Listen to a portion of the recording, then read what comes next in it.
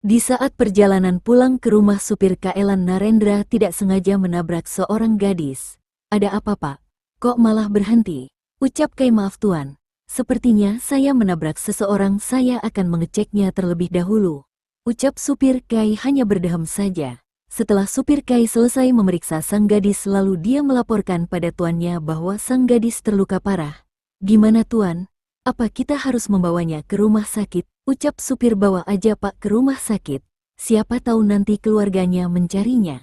Mari saya bantu mengangkat. Ucap Kai membopong sang gadis sendiri dan saat rambutnya tergerai terlihatlah wajah gadis tersebut yang sangat cantik dan mempesona namun terdapat luka di pelipisnya. Kai tidak berpikir panjang, ia langsung membawa sang gadis ke rumah sakit.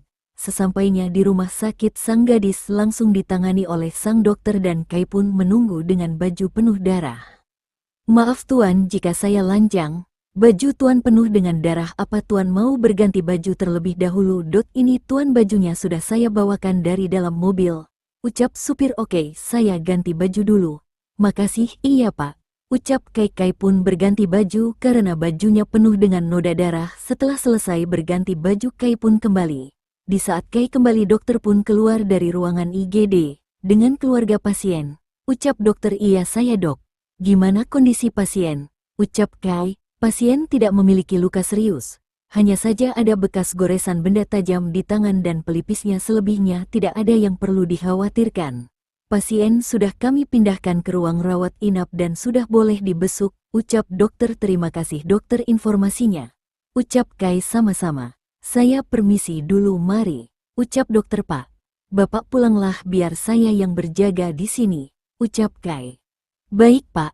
Seorang Pak Kai yang terkenal dingin dan tidak pernah dekat sama wanita sekarang mau jagain seseorang yang belum dia kenal, ini langka sih.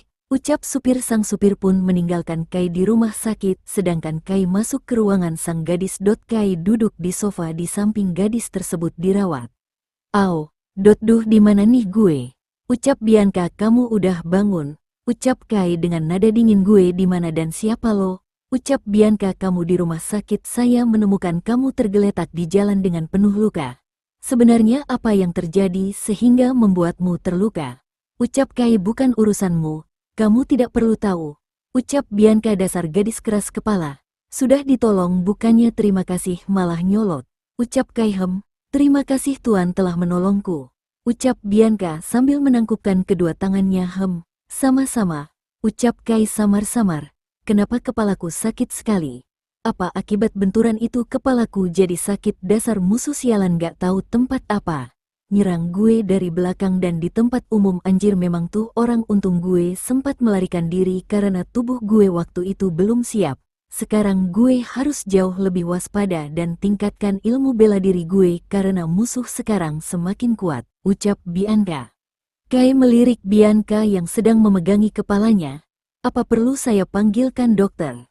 Ucap Kai, tidak perlu. Terima kasih. Ucap Bianca, saya tidak banyak waktu untuk menemanimu. Cepat hubungi keluargamu agar ke sini. Ucap Kai, tidak perlu repot-repot mengabari keluarga saya tuan. Karena saya di sini sendiri. Ucap Bianca. Kai mendesah pelan dan telepon Kai berdering DRTTT. Drit, iya halo. Ucap Kai, dasar cucu tidak tahu diuntung kapan kau akan memperkenalkan calon istrimu padaku. Ucap nenek-nenek. Jangan berbicara seperti itu, nenek kira gampang apa cari calon istri, kayak cari tahu tempe aja. Ucap Kai, jangan banyak alasan kamu Kai, nenek sudah tua. Nenek ingin melihat kau bahagia bersama wanita pilihanmu. Lihatlah keluarga besarmu sibuk menyuruhmu kembali kepada wanita jalang itu. Ucap nenek. Tenang saja nenek. Besok aku akan menemuimu bersama calon istriku. Ucap Kai sambil melirik Bianca. Oke nenek, tunggu kalian. Ucap nenek. Kai pun mematikan teleponnya dan mendekati Bianca. Nona, saya ada tawaran menarik buat Anda. Ucap Kai, apa itu? Ucap Bianca, jika Nona bersedia menjadi istri saya akan menjamin keselamatan Nona, tapi Nona harus membantu saya untuk meyakinkan keluarga besar saya kalau saya sudah menikah lagi. Ucap Kai. Berarti dia duda dong. Tapi kalau duda kaya raya gak apa-apa deh, hehe.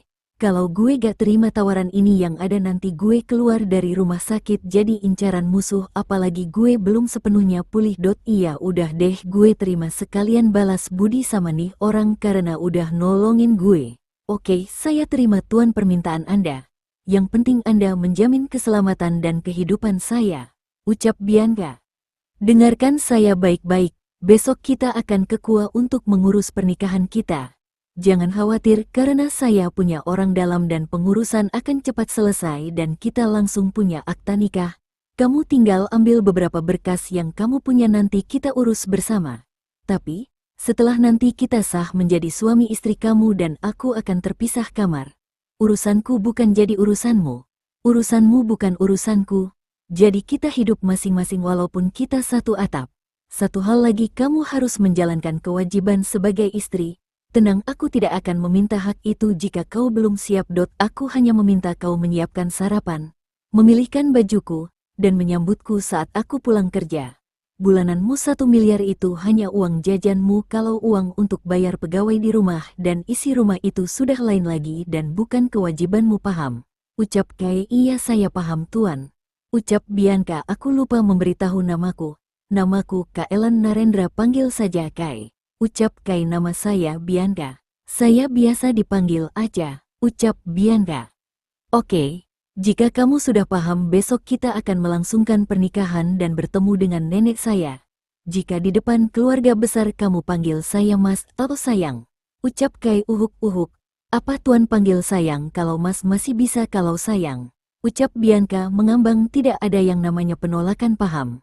Ucap Kai. Baiklah tuan saya paham, ucap Bianca. Panggil saya Kai saja tanpa embel-embel tuan.